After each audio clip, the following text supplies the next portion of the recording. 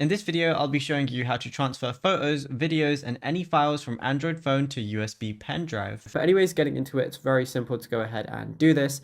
And you can do it with any SD card or drive that you have connected to your Android phone. So what you want to do is connect them via a wire. For example, I have mine currently connected via USB-C.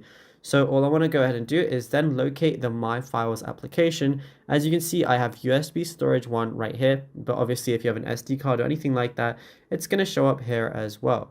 All I want to do is while I'm in my Files app, I can go to images, anything like that. Let's say I want to select some images, then all I'm going to do is press the move icon on the bottom left, but then it's going to show internal storage at the top, but all I want to do is switch it to USB storage one, and then all I want to do is press move here, but obviously I can make a new folder in here if I want to, and then move it specifically there. I can do the exact same thing with videos too, providing you have enough storage space.